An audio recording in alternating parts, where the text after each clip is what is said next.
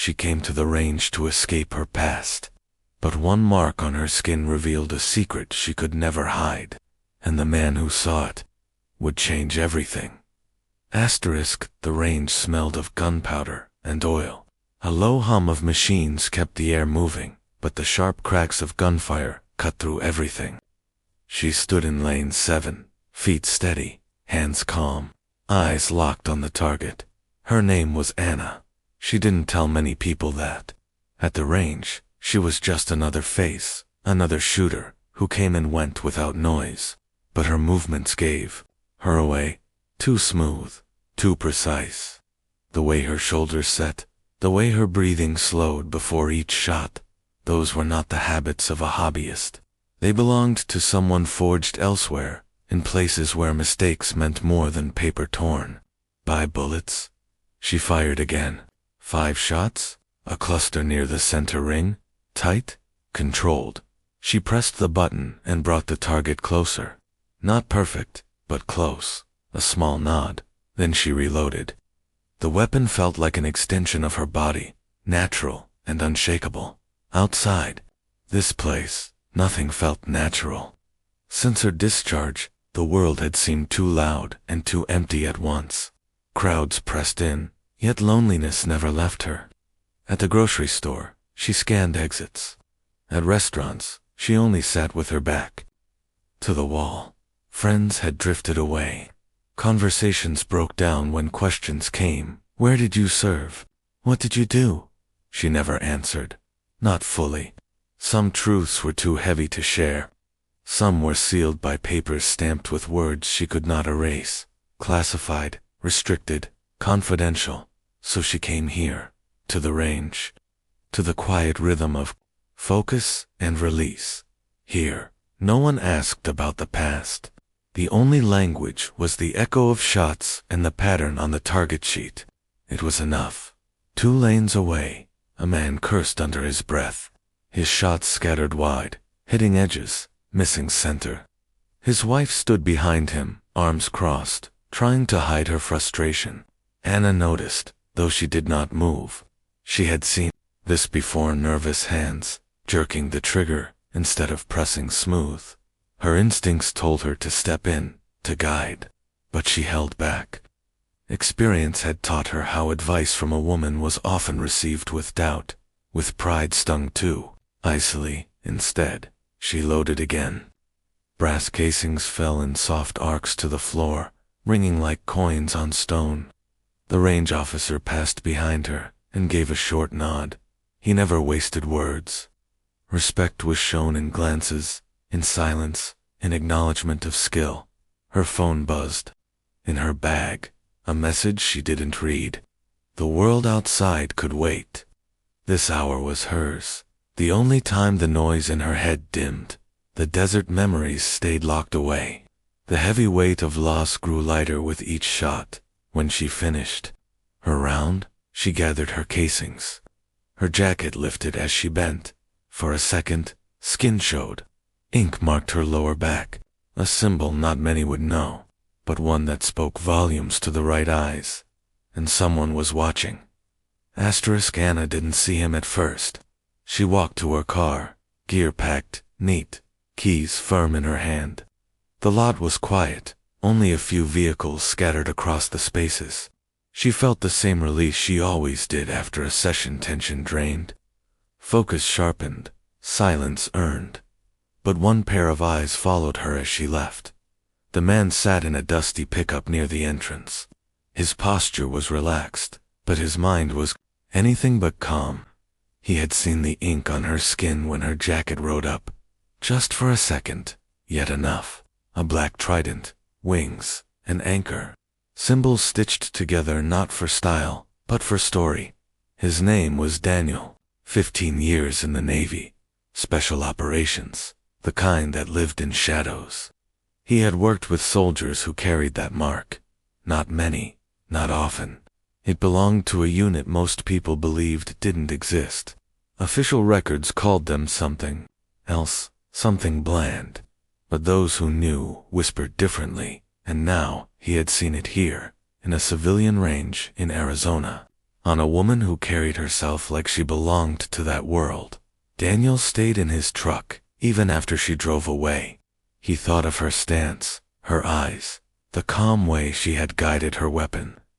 He had trained hundreds of recruits, watched thousands of shooters, but she was different, too precise, too careful. She moved like someone who had been tested in places where failure was final. He started his engine, but didn't follow. That would be reckless. Instead, he sat with the image burned in his mind, a woman who wanted to disappear, yet carried a mark that shouted louder than words. The next morning, Daniel found himself restless. He had planned a run at dawn, but his feet carried him somewhere else back to the range. He told himself it was for practice, for calm, but deep down, he knew the truth. He wanted to see her again. Pete, the range officer, greeted him with a grunt. "Early today," Pete said. "Couldn't sleep," Daniel replied. Pete smirked. "No, the feeling. Had a woman in here yesterday. Shoots better than half the cops, I see. Helped some guy fix his form. Hell of a shot." Daniel kept his tone even. "You don't say." "Name's Anna. Comes most afternoons. Quiet type, but sharp. Real sharp." Daniel nodded, though inside, questions pressed hard. Anna. At least now she had a name, a face, a skill set, a past etched in ink. He picked lane 5 that morning, but his focus wasn't steady. Each shot echoed with distraction. He kept seeing her, the way her shoulders never dipped, the way she read the room without turning her head. Signs he recognized too well. Signs of someone who still lived half in another world.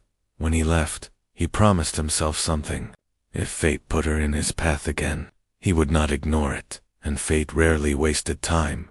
Asterisk, the afternoon sun baked the asphalt outside Phoenix Arms Range. Heat shimmered on the road, but inside, the air was cool and heavy with smoke. Anna stood in lane 7, her safe corner, weapon steady in her hands. The rhythm soothed her aim, breath, squeeze, fire. But today something was off. Her grip trembled slightly. Shot still hit center, yet not as clean as before. She tried to focus, but her chest felt tight, her thoughts restless. Daniel entered quietly, choosing lane 9. He did not speak. He loaded his weapon, fired a careful string, and waited. His eyes shifted sideways, watching her without making it obvious. He saw the signs he knew too well: the pause too long, the shoulders too stiff, the way her breath caught in her throat. Then it happened. The world shifted for Anna. The cracks of rifles around her no longer sounded like practice. They became echoes of another place. Sand, dust, night raids, screams in the dark. Her heart raced, breath shallow. The paper target blurred, replaced by memories she had fought to bury. She froze. The line was called clear, but she did not move. Her hands clenched tight around the weapon, her eyes locked on something far away. Daniel secured his pistol, approached slowly. His steps were deliberate, his voice calm. "You okay?" Her head snapped toward him, eyes wide, wild. For a moment, she looked like a cornered animal. Then control returned, shaky but present. "I'm fine," she said. The words sounded like stone in her mouth. "You sure?" he asked softly. "Maybe step outside. Take a break."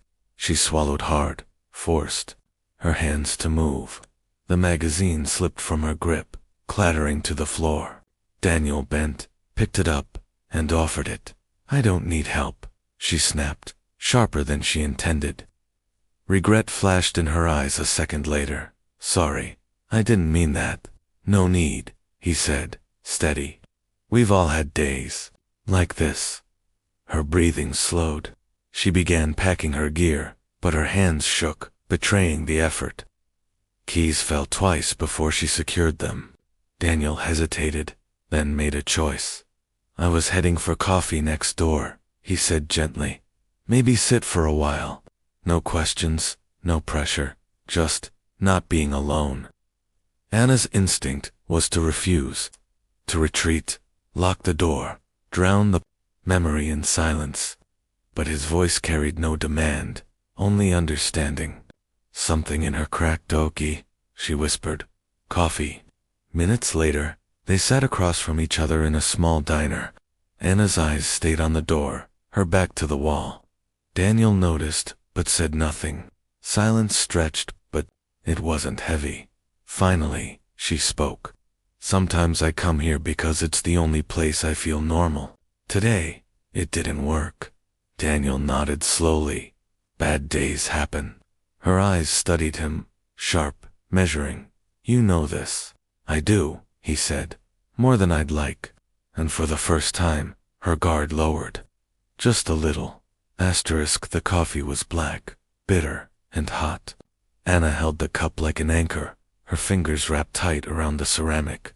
Across from her, Daniel leaned back, calm, giving her space. He didn't push, he didn't pry. That alone made him different from most people. Minutes passed in silence. Before she spoke again, "It used to be easier. Controlling it." "Flashbacks?" he asked, voice gentle. Her eyes narrowed slightly.